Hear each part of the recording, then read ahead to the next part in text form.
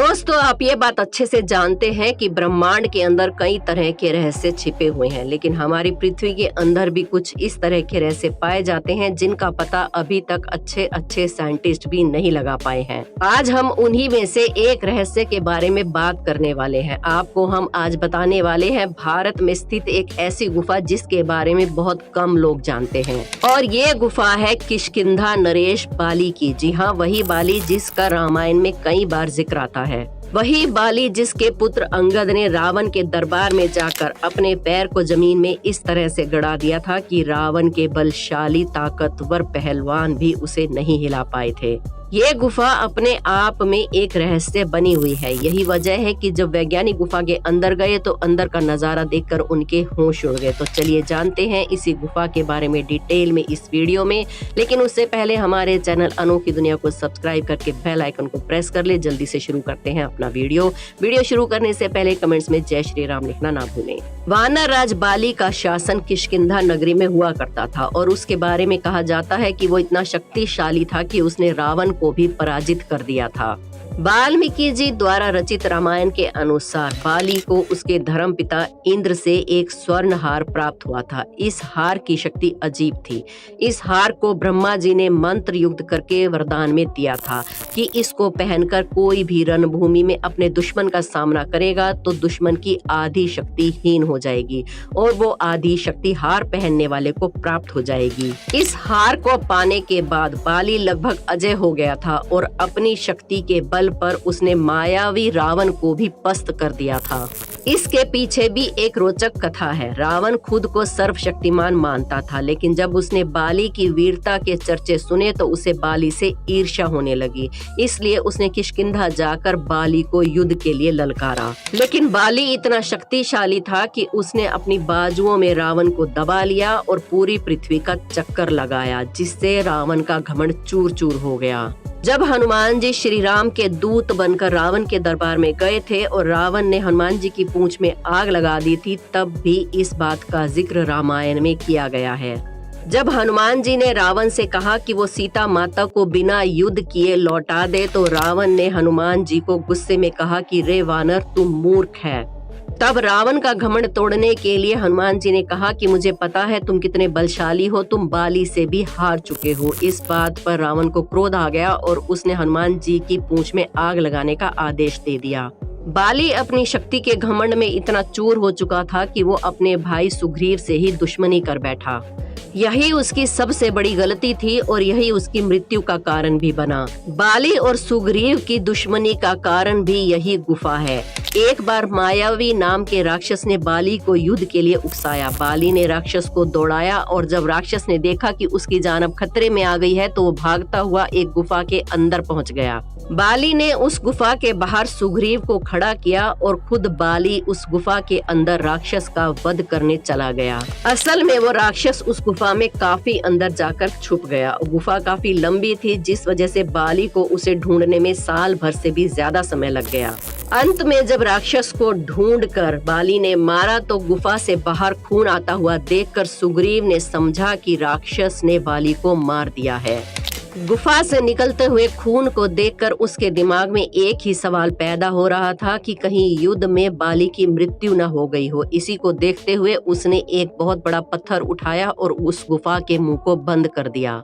दोस्तों, जिस गुफा में बाली को मायावी राक्षस को ढूंढने में 1 साल से भी ज्यादा समय लग गया, आप अंदाजा लगा सकते हैं कि वो गुफा कितनी लंबी होगी। बाली जब मायावी राक्षस का वध करके वापस लौटा तो उसने देखा कि गुफा के मुंह के बाहर एक बड़ा सा पत्थर रखा है। तब बाली को लगा कि उसके भाई सुग्रीव ने उसके साथ धोखा किया है और वो धोखे से उसका शासन हड़पना चाहता है। बड़ी मशक्कत के बाद बाली ने वो पत्थर हटाया और अपनी नगरी वापस पहुंचा। बाली ने अपने भाई सुग्रीव की पत्नी को हड़प लिया और बलपूर्वक अपने भाई को राज्य से धक्का मारकर बाहर निकाल दिया। इसके बाद सुग्रीव वानरों और ऋषियों के साथ पर्वत पर रहने लगा, जहां उसकी मुलाकात हनुमान जी से हुई। हनुमान जी ने सुग्रीव को प्रभु श्री राम से मिलवाया। सुग्रीव ने अपनी पीड़ा श्री राम को बताई और श्री राम ने छुपकर तीर से बाली पर वार किया, जिससे उसकी मृत्यु हो गई। बाली के बलशाली होने का अंदाजा आप इसी से लगा सकते हैं कि स्वयं श्री राम को भी उस पर छिप कर वार करना पड़ा। बाली की मृत्यु का समाचार जब उसकी पत्नी तारा को मिला तो उसने श्री राम को श्राप दिया कि जिस प्रकार बाण लगने से उसके पति की मृत्यु हुई है, उसी प्रकार अगले जन्म में उनकी भी बाण लगने से ही मृत्यु होगी। आज के समय में बाली की यही गुफा कुंजभद्रा नदी के किनारे वाले कर्नाटक के हम्पी शहर के आसपास के इलाके में मौजूद है। यहाँ के लोगों का दावा है कि ये वही बाली की गुफा है जिसमें बाली और मायावी राक्षस का युद्ध हुआ था। जब वैज्ञानिकों को इस गुफा की खबर लगी तो वो इस गुफा के अंदर और भी तथ्यों की खोज में चले गए, लेकिन जब गुफा के अंदर गए तो उन्हें इस बात का अंदाजा नहीं था कि ये गुफा कितनी लंबी हो सकती है। इसी को देखते हुए वो लोग वापिस आ गए और फिर दोबारा से खाने पीने का और जरूरी सामान लेकर दोबारा गुफा के अंदर खोज के लिए गए। इस गुफा की लंबाई का अंदाजा आप इसी से लगा सकते हैं कि बाली को इस गुफा में राक्षस को ढूंढने में 1 साल से भी ज्यादा का समय लग गया था। लगातार कई दिनों की खोज के बाद वैज्ञानिकों को जो हाथ लगा उसे देखकर वो सब लोग हैरान थे। वैज्ञानिकों के हाथ इस गुफा में एक नाखून लगा। इस नाखून को देखकर इतना तो कहा जा सकता था कि ये नाखून ना तो इंसान का था और ना ही जानवर का। वो नाखून बिल्कुल सामान्य से अलग था। इसी को देखते हुए इस नाखून की सारी जानकारी प्राप्त करने के लिए इसे लैब में भेज दिया गया। इसके बाद वैज्ञानिकों की जिज्ञासा इस गुफा में बढ़ने लगी और कुछ और तथ्यों की तलाश में वो इस गुफा के और अंदर तक चले गए। अंदर उन्हें जो देखने को मिला उसकी कोई कल्पना भी नहीं कर सकता था। उनकी नजरों के सामने एक दीवार थी जिस पर कुछ चित्र बने हुए थे। उस दीवार पर कुछ लिखा भी हुआ था, लेकिन वो पढ़ने में नहीं आ रहा था क्योंकि ये कुछ अलग ही भाषा में लिखा हुआ था। जब वैज्ञानिकों ने इसकी जांच पड़ताल की तो उनको पता चला कि ये लिखावट काफी पुरानी है। सटीक रूप से तो नहीं बताया जा सकता, लेकिन फिर भी ये लिखावट 5 से 6,000 साल पुरानी थी। रामायण के अनुसार उस समय के वानरों की रचना आज के वानरों से अलग हुआ करती थी। वो इंसानों की तरह दिखते थे, लेकिन उनका मुंह बंदरों की तरह होता था और उनके पूंछ भी हुआ करती थी। वो देखने में पहलवान से कम नहीं लगते थे। जब लैब में नाखून का परीक्षण चल रहा था तो उससे ये पता चला कि ये नाखून ना तो इंसान का है और ना ही जानवर का। और पिछले इतिहास को देखते हुए भी वैज्ञानिकों ने ये माना कि हो सकता है उस गुफा में मायावी राक्षस और बाली का युद्ध हुआ हो। इस युद्ध के बारे में बहुत सी मान्यताएं और कथाएं हैं और ये भी कहा जाता है कि ये कोई कहानी नहीं, सत्य घटना है। बाकी आज भी सटीक रूप से पुरातत्व विभाग इस बारे में कुछ भी नहीं कह पाया है। आप इस बारे में क्या सोचते हैं? अपनी राय हमें कमेंट्स में जरूर बताएं। कमेंट्स में जय श्री राम लिखना ना भूलें। हमारे चैनल अनोखी दुनिया को सब्सक्राइब करके बेल आइकन को जरूर प्रेस कर लें। हम आपके लिए इसी तरह की इंटरेस्टिंग वीडियोस लाते रहते हैं, तो जुड़े रहिए हमारे साथ।